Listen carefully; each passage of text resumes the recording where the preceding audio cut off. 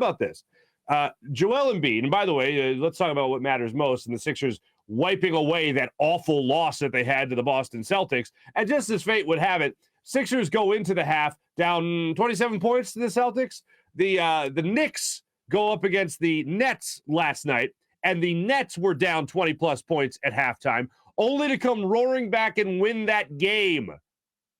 Now, it's a little consolation prize because the Knicks have blown now, I believe, 3 separate 20-point games, 20-point leads in 3 games over a month's time. So if you're going to blow a lead, it's going to be a team like the Knicks. And if you're going to come back against a team, it's going to be a team like the Knicks. And a battle of the boroughs when you talk about Midtown, and you also talk about Manhattan, and you also talk about Brooklyn. So, hey, there you go. The Nets win another one with Seth Curry having a big part in that comeback yesterday. So that's two in a row after dropping, 11 straight for the Nets? So that's what the Nets got going on. But I digress.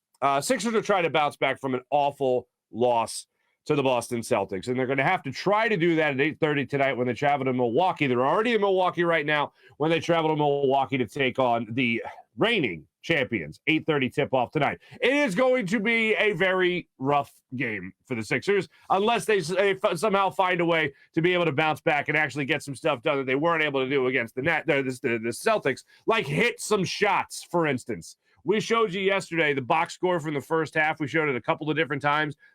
God awful.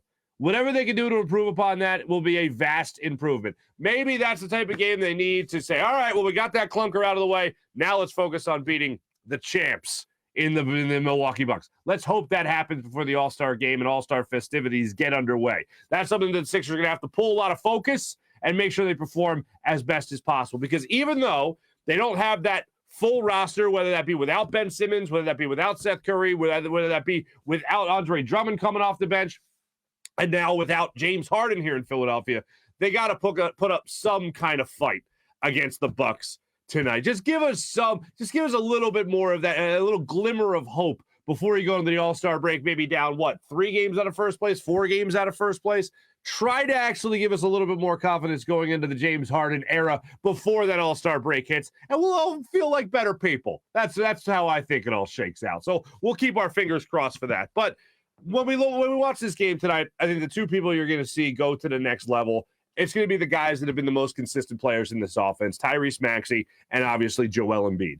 These are the games Joel Embiid strives for. Now, you could say that's what he strives for against a team like the Celtics, for instance, when the Celtics came to town. And, it's a rivalry game. You're at home, national spotlight. Sixers are going to be up for this game. Yeah, let's see what they got. They had nothing.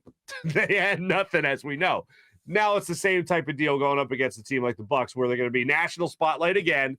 Can they get it going? Can they pull something positive before they go into this All-Star break and before James Harden starts playing for the Sixers? Now,